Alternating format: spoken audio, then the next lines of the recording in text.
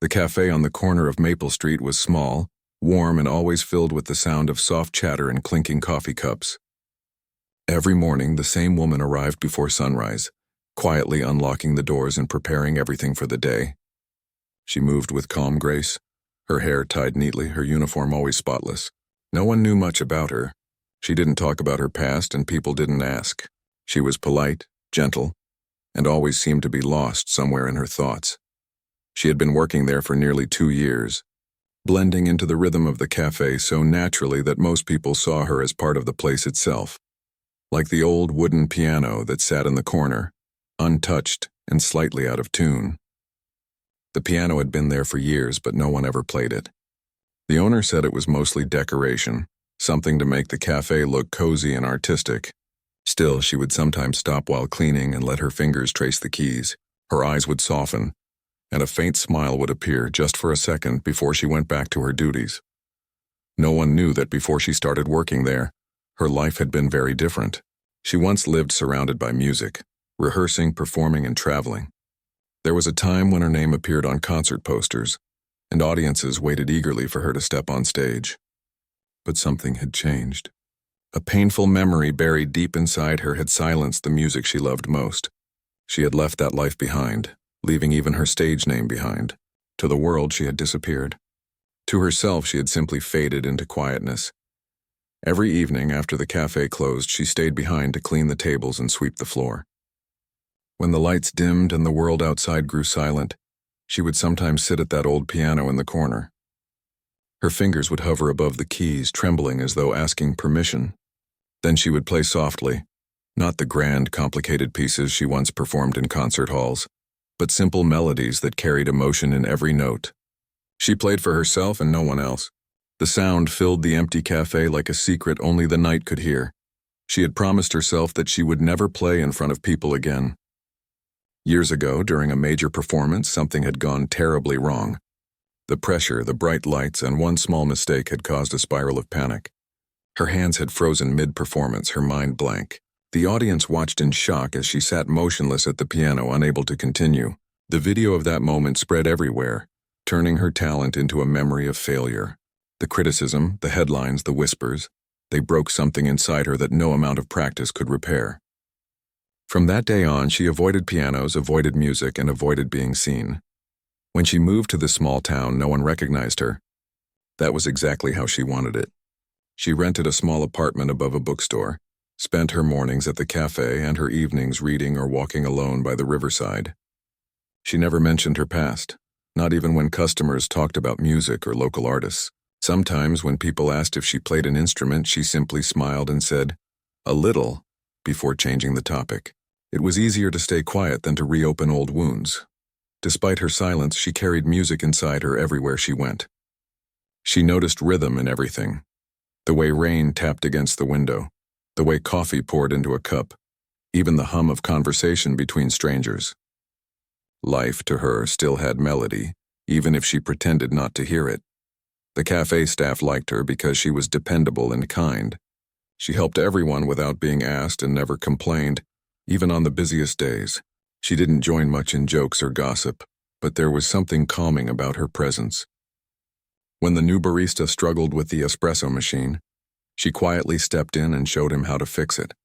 When a customer was upset about a delayed order, she handled it with such patience that the anger dissolved into gratitude. People respected her without quite knowing why. Yet, when the cafe was quiet and the light from the window fell softly on her face, she often looked far away as if she was listening to something distant, something only she could hear. In those moments, it was clear that there was more to her than what anyone saw. One Sunday afternoon, after the lunch rush had passed, the cafe owner brought in flyers announcing an upcoming charity event. The event was meant to raise funds for a local children's hospital, and the cafe had agreed to host a small music night. Local singers, guitarists, and a young pianist from the town's music school were scheduled to perform. Everyone was excited. It was the first time the cafe would hold a live event. The old piano was to be cleaned and tuned for the occasion, something that made her pause when she heard it. She offered to help move the piano closer to the small stage area. As they lifted and shifted it into place, her heart beat a little faster.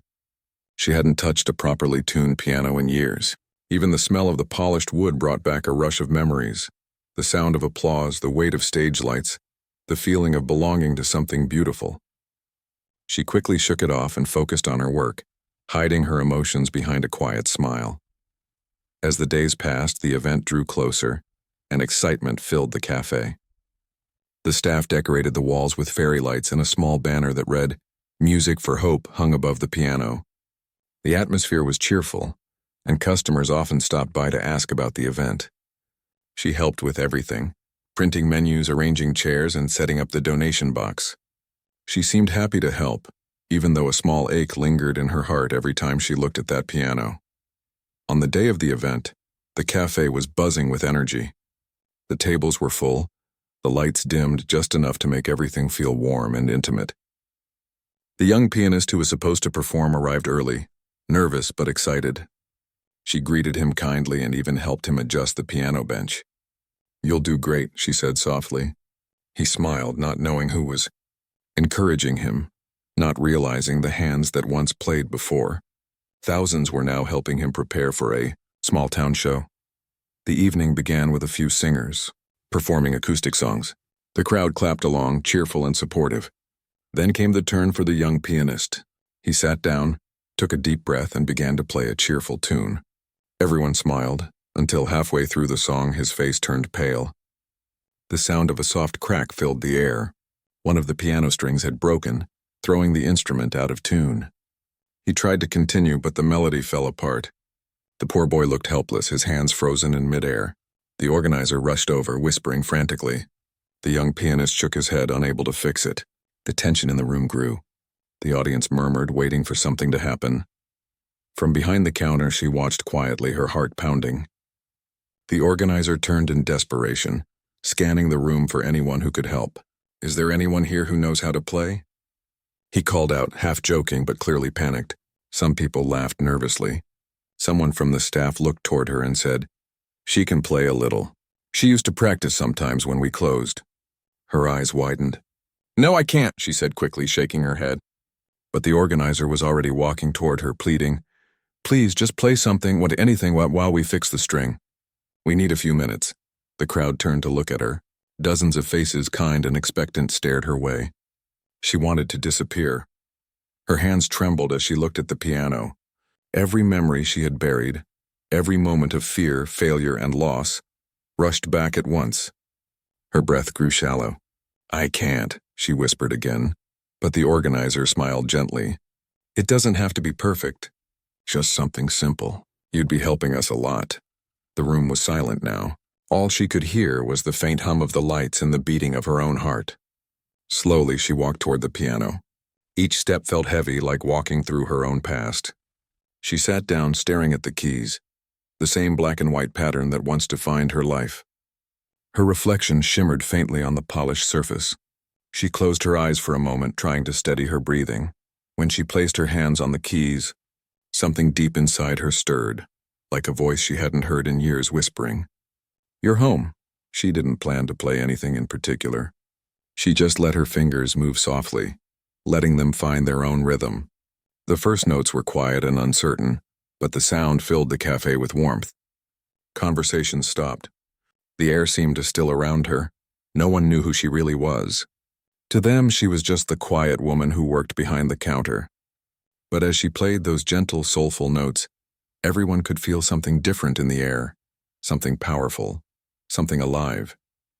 It was as if she had opened a hidden door in her heart, and through it, music was finally finding its way back into the world.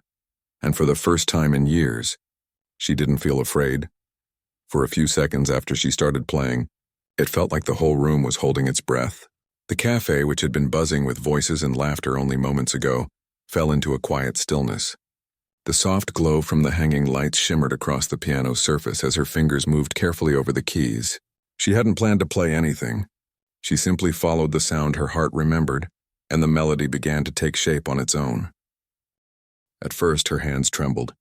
The fear of failure crept up like a shadow, whispering reminders of the night she had frozen years ago. But then something inside her shifted. The notes became clearer, steadier, like a voice regaining its strength. She forgot about the people watching. She forgot where she was. The world faded, leaving only her and the music that had always lived inside her. The melody that filled the cafe wasn't loud or complicated. It was gentle and emotional, the kind of sound that seemed to speak directly to the soul. It was as if she was telling a story, one of loss, silence, and rediscovery, without saying a word.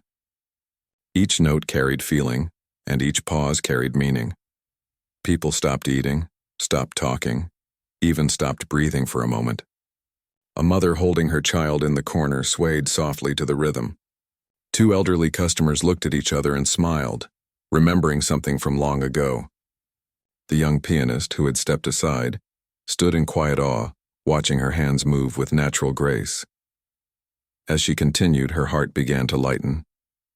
Her body remembered what her mind had tried to forget, the feeling of belonging at a piano.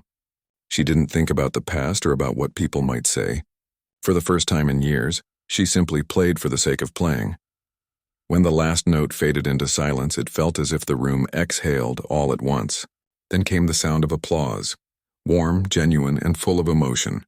People clapped, some even standing up. The organizer smiled in relief and amazement. She looked down, her face turning red with shyness. She gave a small, nervous smile, stood up from the piano, and quietly walked back behind the counter. The young pianist returned to the stage after her, but the atmosphere in the cafe had already changed. The energy was different, softer, deeper, and more alive. People whispered to each other about the performance, wondering who she was and why she had never played before. After the event ended, a few people approached her. One of them said, "That was beautiful. Why didn't you tell us you could play like that?" She only smiled and said, "It's been a long time." Another person asked where she had learned to play, and she replied, "Just here and there." Her answers were short, humble, and full of mystery. She didn't want to explain. Some stories were too personal to share. When the crowd left and the cafe grew quiet again, she stayed behind to clean up. Her hands still tingled from playing. She ran her fingers over the piano keys one more time, whispering softly, "I thought I lost you." The sound of the piano still echoed in her mind. It was strange. Something she had feared for so long now felt like peace. The organizer came up to her, smiling widely. "You saved us tonight," he said. "Thank you. I didn't know you could play like that." She shrugged gently. "I just remembered a few things," she said. He nodded, impressed. "You didn't just help, you moved everyone. I think you reminded people what music is really about." Later that night, when she walked home, the streets were quiet. The air was cool and a soft wind brushed against her face. Streetlights cast golden circles on the pavement. She felt lighter than she had in years. For so long, she had avoided the piano, thinking it would only bring pain. But now she realized that the pain wasn't in the music. It was in the silence she had forced upon herself. When she got to her apartment, she made herself a cup of tea and sat by the window. The city lights flickered below, and in the distance she could almost hear the faint sound of someone playing a piano. Maybe just in her imagination, maybe not. She closed her eyes and smiled. That night she slept peacefully, something she hadn't done in a long time.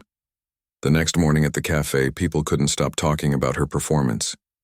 Customers came in and asked if the mystery pianist would play again. Some even recorded small clips of her playing from the night before and shared them online. Within a day, local social media pages were filled with kind comments. "Who is she?" people wrote. "She played with so much feeling." The owner of the cafe showed her one of the videos. "You're becoming famous," he said jokingly. She laughed softly and shook her head. "Please don't say that," she replied. But deep inside she felt a mix of fear and pride. Fame was something she had once known and lost. She didn't want that world back, but it touched her heart to know that her music had reached people again. The young pianist she had helped approached her later that afternoon. "I'm sorry you had to step in for me," he said shyly. "But I'm really glad you did. Watching you play, it was like the piano came alive." She smiled kindly and said, "It wasn't your fault. Sometimes things break, but the music doesn't stop. We just find another way to keep it going." Her words seemed to stay with him. As days went by, the video of her performance began to spread beyond the small town. It wasn't viral in a global way, but it reached nearby cities and local news blogs. People wrote comments about how her playing felt real, how it made them feel calm or emotional. Nobody knew her name. She was simply called the disguised pianist by one blogger who wrote, "It's as if this woman carries a story in her hands." At first, she was uncomfortable with the attention. She had built her new life around being unseen, ordinary and safe. But she couldn't deny that something inside her had changed since that night. Music, once her greatest fear, had started to become her comfort again. Every evening after work, she began to stay behind a little longer, playing small pieces when the cafe was empty. Sometimes the owner would listen quietly from the kitchen without her noticing. Other times she played only for herself, losing track of time until the lights outside dimmed. One night, as she was finishing a soft melody, the young pianist returned to the cafe. He asked if he could sit and listen. She nodded. After she finished, he said, "Would you teach me how to play like that?" She looked surprised. "I'm not a teacher," she said softly. "You already play well." He smiled and said, "But you play with heart. That's what I want to learn."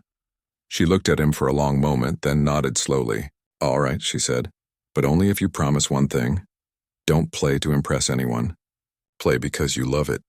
He agreed, and soon they began meeting after hours. She guided him gently, showing him not just technique but the feeling behind every note.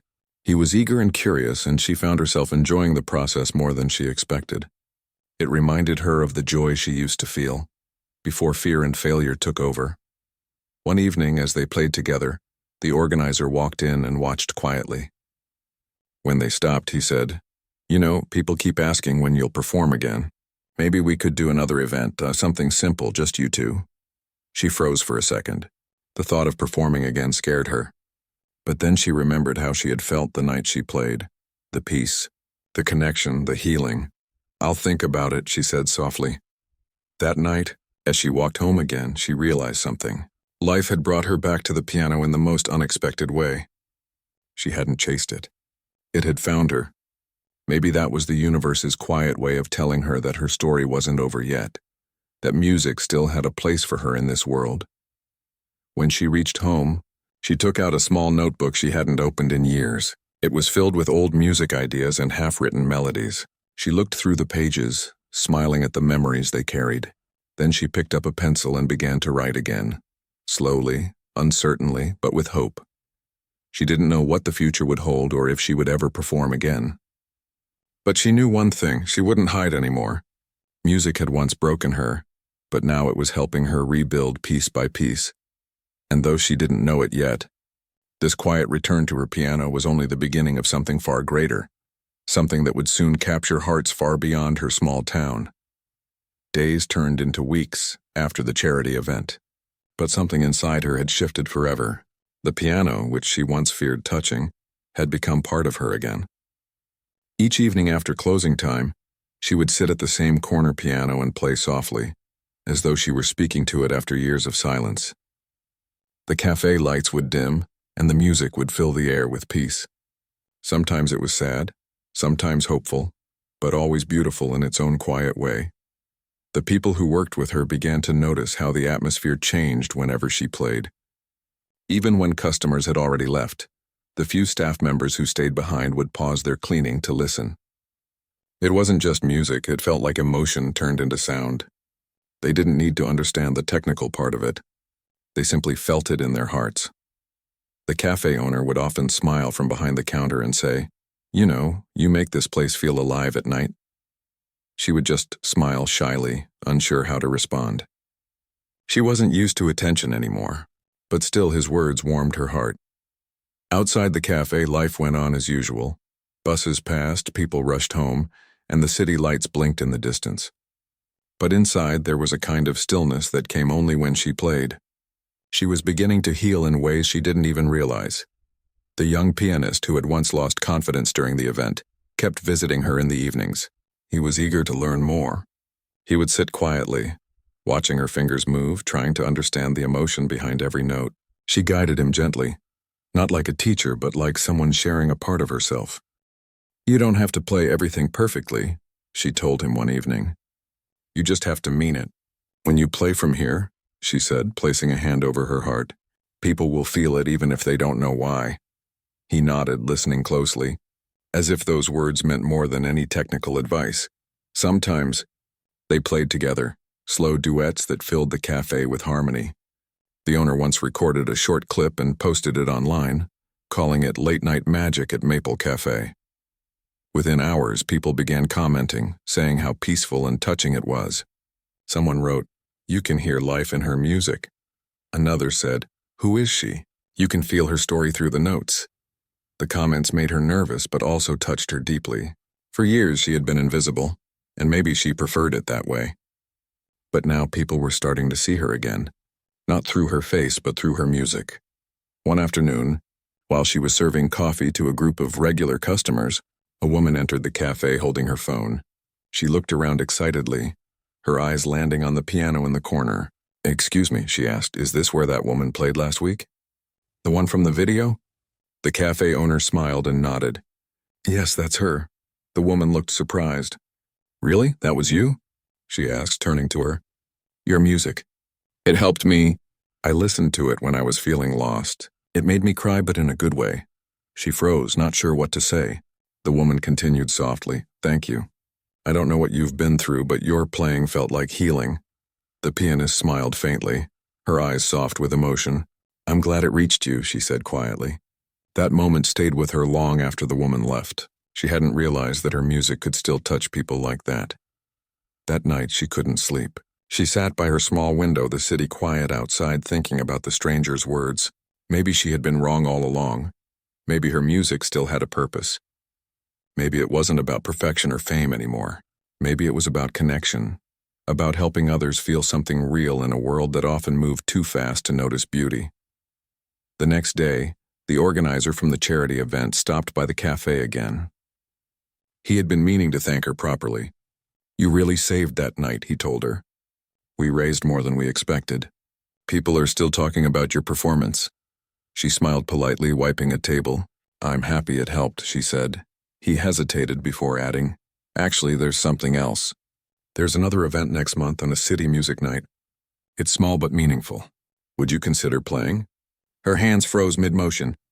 The same fear she thought she had buried started rising again. "I don't know," she whispered. "I'm not ready for something like that." He nodded gently. "That's all right. Just think about it. You don't have to say yes." Then he handed her a flyer before leaving. All day she tried not to think about it, but her mind kept wandering back. That night, as she sat at the piano again, she looked at the flyer resting beside the keys. The thought of performing in front of strangers terrified her, but a small part of her wanted to try. She wanted to prove to herself that the past no longer controlled her. The next evening, the young pianist noticed the flyer and asked, "Are you going to play there?" She hesitated. "I'm not sure. It's been so long," he smiled. "If you do, I'll be there in the front row." His confidence made her laugh softly. She had forgotten what it felt like to have someone believe in her. For several days, she couldn't make up her mind. Then one evening, after everyone left, she sat alone at the piano and played the same piece she had played during the charity event. When she finished, she realized she wasn't shaking anymore. The fear that once paralyzed her seemed to have softened. Maybe this was her chance to start again, not to be famous, not to impress anyone, but simply to reclaim the part of herself she had lost. The following morning, she went to the cafe owner and said quietly, "I think I'll do it." He smiled warmly. "I'm proud of you," he said. "You deserve to be heard." In the weeks leading up to the performance, she practiced after hours, polishing old songs and experimenting with new ones. The young pianist helped her with sound checks and even encouraged her to write something original. At first, she laughed at the idea. "I haven't composed in years," she said. But when she sat at the piano and let her fingers wander, melodies began to form naturally, like forgotten memories returning. She started writing a new piece in soft, emotional, and full of the life she had lived since walking away from music. Each note seemed to tell her story, the fall, the silence, the rediscovery. She didn't write it to impress anyone. She wrote it for herself, and for everyone who had ever lost their way and found it again. The night before the performance, she barely slept. Not from fear, but from anticipation. She sat by her window looking at the city lights, remembering the girl she once was, the one who stood on big stages filled with dreams but crushed by expectations. Now she was someone different, stronger, quieter but braver in her own way. When the day finally came, the cafe staff surprised her with flowers and warm wishes. "You've got this," they said, cheering her on. She smiled nervously, clutching the small sheet of handwritten music she had created. At the venue, she stood backstage, her heart beating fast. The sound of people talking and moving filled the air. She peeked through the curtain and saw faces, strangers yet somehow familiar in their kindness. In the front row sat the young pianist, smiling up at the stage, giving her a small nod of encouragement. When her name was announced, she took a deep breath and stepped out under the soft light. For a moment, the sight of the piano made her chest tighten. Memories of her past failure flashed through her mind, but she pushed them away. This was different. She wasn't here to prove herself to anyone. She was here to share something real. She sat down and placed her hands on the keys. The room grew quiet. Then she began to play. The first notes were delicate, like whispers. The melody rose slowly, building warmth with every chord. Her music painted pictures of heartbreak, of healing, of hope.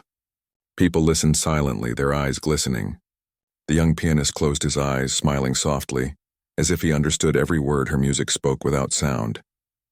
As she played, she could feel years of fear melting away. It was as if she was finally forgiving herself, for failing, for quitting, for hiding. Every note carried truth, and by the time she reached the final chord, the hall was silent again. Then came applause. Not loud or rushed, but long, heartfelt, and full of admiration. She bowed slightly, her eyes shining with emotion. In that moment, she didn't feel like someone running from her past anymore. She felt like someone who had found her way home. That night, as she walked back through the quiet streets, she didn't feel disguised or hidden. She felt seen, not for fame, not for perfection, but for her heart. The music that once caused her pain had become her way of healing, not just for herself, but for others too. And deep inside, she knew this was only the beginning of her return, a journey that would soon bring her face to face with the past she had tried so hard to forget. After that night, something inside her changed forever. The applause from the crowd still echoed softly in her memory, not because of pride, but because of peace. For years, she had carried the weight of fear and shame from that one moment long ago, the night her hands froze and her dream shattered. But this time she had played freely, with no pressure, no expectations, and no mask to hide behind. For the first time in years, she didn't run away from her music. She had faced it, and it had embraced her back. The next morning, when she walked into the cafe, her co-workers clapped and cheered. The owner handed her a cup of coffee and said, "You made us proud. People are still talking about your performance last night." She blushed, smiling shyly. "Thank you," she said softly, "but it still feels unreal." Throughout the day, customers came in and congratulated her. Some brought flowers. Others brought handwritten notes saying how her music had moved them. One note simply read, "Your song made me believe in second chances." She held that one close, reading it again and again. It made her realize that sometimes when you share your truth, it gives others courage to face their own. As the week went by, local newspapers wrote small articles about her story. They called her the disguised pianist, who reappeared unexpectedly and touched hearts with her soulful performance. People wanted to know more about her, where she had come from, why she had stopped playing, what her story was. But she remained quiet. She wasn't looking for fame. She just wanted to live her life peacefully, surrounded by the music she had once lost. Still, the attention began to grow. One afternoon, while she was restocking pastries behind the counter, a man walked in wearing a dark coat and holding a camera. He introduced himself as a journalist from a well-known magazine. "We'd love to feature your story," he said. "It's inspiring, a comeback after silence. Could we do an interview?" She hesitated. Part of her wanted to say no. She wasn't ready for her face to be everywhere again. But something inside told her this time might be different. "All right," she said quietly. "But I'd like the story to be about hope, not fame." When the article came out a week later, it wasn't about her past failure at all. It told the story of how she found herself again through music, how she turned pain into art. It spoke about resilience, forgiveness, and the quiet strength of starting over. People from all over began sending messages to the cafe, thanking her for her honesty. Some even came by in person just to meet her and say how much her journey had inspired them. But not everyone was a stranger. One evening, as she was closing up the cafe, an older man walked in quietly. He stood by the piano, running his fingers gently along the keys. She looked up, her breath catching for a second. She knew that face. It was the same man who had once been a judge at the national competition where everything had fallen apart years ago. For a moment, time froze. Memories of that terrible night came flooding back. The bright lights, the silence after her mistake, the disappointed faces, the humiliation. Her hands went cold. The man smiled softly and said, "I wasn't sure if it was really you when I read the article. But now that I see you, I know it is." She didn't know what to say. "I didn't expect to ever meet you again," she said quietly. He nodded slowly. "I remember that night very well. Everyone does. You were one of the most gifted players we had ever seen. When you froze, I think every judge's heart broke a little. You didn't just lose control. You lost yourself in that moment. It happens to many artists, but yours was public and people can be cruel when they don't understand." She looked down, her throat tightening. "I thought I disappointed everyone," she said. He shook his head. "No, you only disappeared. But talent like yours doesn't disappear forever. It just waits for the right moment to return." And it looks like it finally did. His words brought tears to her eyes. For years, she had blamed herself for being weak, for giving up. But hearing someone from her past acknowledge her pain without judgment made something inside her finally heal. He continued, "We're hosting a concert next month for professional and returning artists. It's a charity event for young musicians who've faced setbacks. I'd like you to perform there. Not because of your past, but because of what you represent now." She froze again. The thought of stepping on a big stage terrified her. "I don't know if I can," she whispered. He smiled kindly. "I think you already did. You've already faced the hardest stage, the one inside yourself. The rest will be easy." Then he handed her a card and left, leaving her standing alone by the piano. That night she couldn't sleep. The invitation lay on her desk, glowing faintly under the lamplight. Her mind was a storm of memories and doubts. What if she failed again? What if the fear returned? But another voice inside whispered softly, "What if she didn't?" The next evening she told the cafe owner and the young pianist about the offer. They were thrilled. "You have to do it," the owner said. "This is your moment." The young pianist grinned. "I'll help you practice every day if you say yes." She laughed nervously but felt their faith in her. "I'll think about it," she said, though deep down she already knew her answer. Over the next few days she began preparing. She took time off from work in the evenings and practiced in the quiet cafe after closing. The piano became her world again, a place of peace, honesty, and courage. Some nights she stumbled over old pieces, her fingers rusty from years of absence. Other nights she played beautifully, surprising even herself. She decided she would perform an original piece, the same one she had written before her last concert years ago, but never had the chance to finish. She found the old sheet music tucked in a folder at home, the paper yellowed and soft. As she looked at the unfinished notes, her heart ached, remembering how she had stopped writing the day everything went wrong. Now, she would finish it, not as the frightened girl who once quit, but as the woman who had learned to stand up again. Each night, she played and rewrote parts of the song until it felt right. It was no longer about perfection.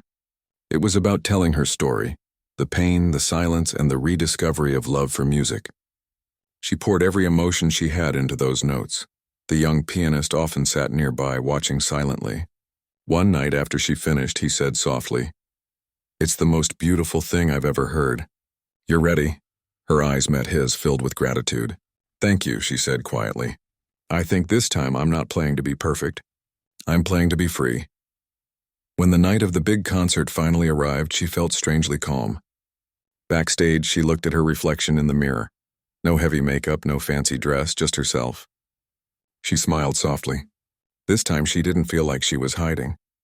As she walked onto the stage, the bright lights met her face. The crowd was larger than she remembered, but she wasn't afraid. Somewhere in the audience, she saw the cafe owner, the young pianist, and even the judge who had invited her. Their faces were full of warmth. She took a deep breath, sat down at the grand piano, and placed her hands on the keys. The hall went silent. The first note echoed gently, then another, then a cascade of sound that flowed like water. Her piece told the story of her life, the beginning filled with light, the middle trembling with fear and silence, and the ending glowing with hope. Every rise and fall of the melody carried emotion that words could never express.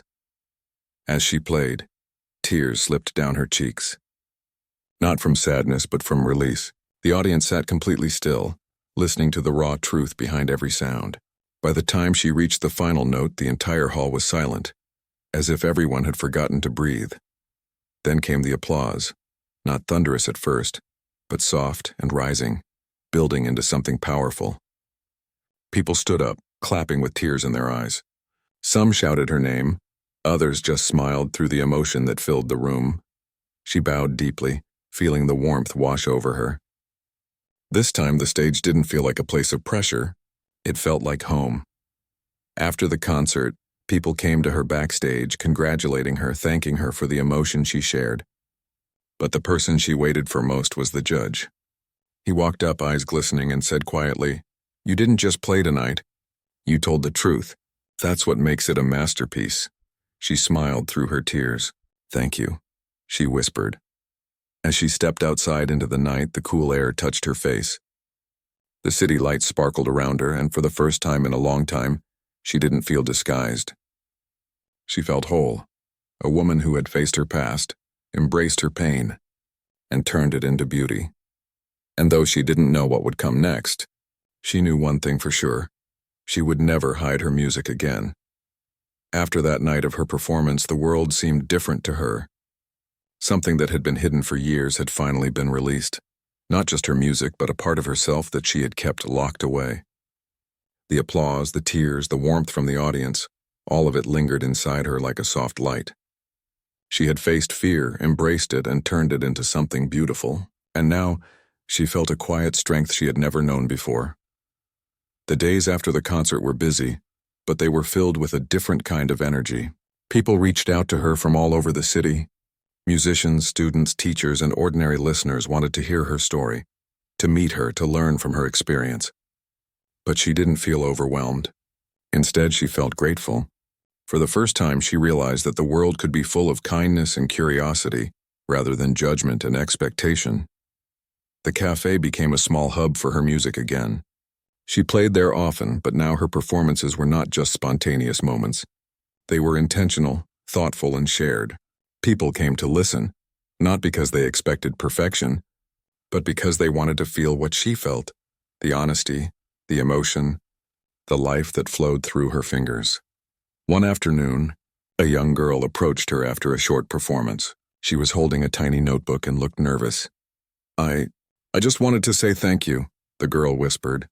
"I've been trying to play piano for a long time, but I always get scared. After hearing you, I tried again and I didn't give up."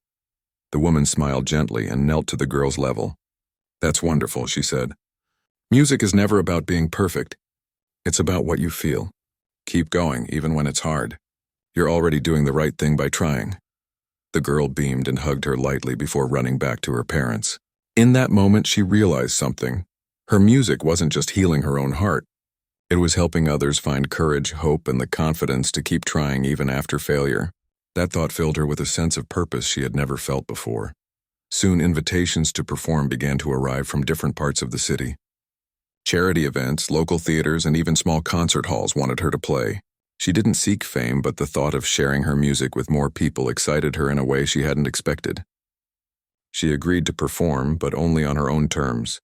Simple venues, small audiences, spaces that allowed for connection rather than spectacle. Each performance became a journey. She wrote new pieces, drew inspiration from life, from her own struggles, and from the stories of people she met. Sometimes she played for children who were sick. Sometimes for elderly people who had long forgotten what it felt like to dream. Sometimes for audiences who simply wanted to be reminded that beauty still existed in the world. Her original composition, the one she had begun before returning to the piano, became her signature piece. She played it at every concert, and each time it carried new emotion, new layers, new meaning. Audiences often told her that it felt like the music was telling their own stories, even if they didn't know her history. That amazed her. She realized that her personal struggle had become something universal. People connected to it, not because they knew the details of her life, but because they recognized the honesty in the music.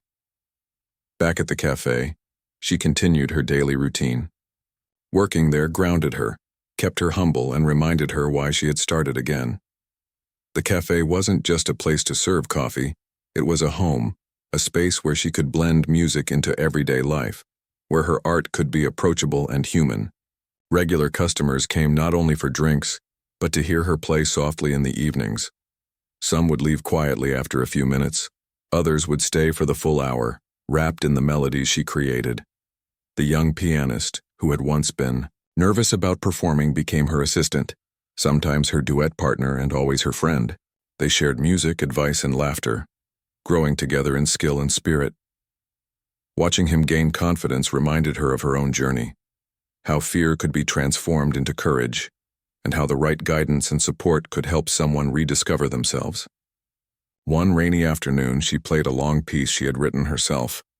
The cafe was empty except for a few people reading quietly in the corners. The rain tapped gently on the windows, blending with the piano notes. She paused midway through, noticing the tears in the eyes of an elderly man sitting near the counter. He whispered softly, "I lost my wife last year. This makes me feel like she's here." She stopped for a moment, her fingers hovering above the keys. Then she began again, letting the music speak without words. Every note carried empathy, love, and remembrance. When she finished, the man quietly said, "Thank you." That small acknowledgement, that quiet connection, stayed with her long after he left. She realized her music had become a bridge, a way to reach hearts that words could never touch. Word of her performances spread slowly, organically, and she began receiving messages from faraway towns and cities. People shared stories of how her music helped them cope with sadness, gave them hope, or inspired them to pursue their own passions. Some were professional musicians who had experienced setbacks. Others were ordinary people struggling with daily life. All of them felt a connection through her music, and all of them expressed gratitude. The woman never sought recognition or reward. She refused offers to play on television shows or record albums for mass publicity. She played for people, for communities, and for herself. She discovered that her happiness came not from applause or fame, but from the simple act of sharing music and seeing its effect on others. One evening, after a particularly moving performance at a community center, she walked outside into the cool night air. The stars were faint but visible, and the soft hum of the city surrounded her. She took a deep breath and smiled. She had returned from silence not as the fearful pianist who once froze on stage, but as someone stronger, freer, and more alive than ever before. Her journey had started with a single decision, the decision to sit at the piano in the cafe that night. She had been disguised, hidden, unsure, and afraid. But that choice led her to a new life where music was no longer a source of fear, but a source of power, love, and connection. She thought about all the people she had met along the way, the young pianist, the cafe owner, the strangers who had shared their stories with her, the audience members who had felt something real in her music. They had all become part of her journey, and in turn, she had become part of theirs. The thought made her heart swell with gratitude. From then on, she continued performing wherever she could. Small theaters, hospitals, schools, and public spaces. She never played for money, for fame, or for recognition. She played for life, for stories, for healing, and for hope. Every note, every pause, every melody carried the essence of her journey. Over time, people began to recognize her in public. Some remembered the viral video, others had read the articles. But she didn't hide. She didn't wear a disguise or pretend to be someone else. She had learned that the true power of music comes from honesty, from sharing the real story behind the notes, and her story was no longer one of fear, failure, or hiding. It was one of courage, resilience, and love. One morning, while walking through the park, she heard a group of children trying to play a small piano someone had placed outdoors. They struggled with the notes, but their laughter and determination filled the air. She approached them and gently guided their fingers, showing them how to create sound that mattered, not just sound that was correct. The children's eyes sparkled, and their joy was contagious. She realized then that her purpose wasn't just to perform, but also to inspire, to nurture, and to share the beauty of music with others. As the years went by, she continued this path. Her music became a quiet force in her community, reaching hearts in ways she had never imagined. She never forgot the long years of silence, the fear, or the mistakes, because they had shaped her into the person she had become. But she no longer let them define her. Instead, she transformed every painful memory into something meaningful, into music that healed and inspired. And one night, as she played in the same cafe where her journey had quietly begun, she looked around at the familiar space. The old piano, the warm lights, the faces of people who had been with her from the beginning, all of it reminded her of the long path she had walked. She smiled softly, knowing that she had finally found her place in the world, not in fame, not in recognition, but in the hearts of those who listened, felt, and connected with her through her music. Her life had come full circle. The woman who once hid, who once ran from her fear, who once believed she had lost everything had emerged stronger, braver, and more alive. Her music had become her voice, her courage, and her gift to the world. She had turned silence into sound, fear into beauty, and pain into hope. And though she had faced her darkest moments, she now knew that every note she played carried not just her story, but the stories of countless others who had struggled, stumbled, and found their way again. Her heroic masterpiece was not a single performance or a moment of glory. It was the life she had reclaimed, the lives she had touched, and the music that would continue to inspire for years to come. In the end, she realized that the true power of music was not in perfection or fame, but in honesty, in connection and in courage. And she had finally unleashed it, not as a hidden talent, not as a disguised pianist, but as herself, fully, bravely, and beautifully alive.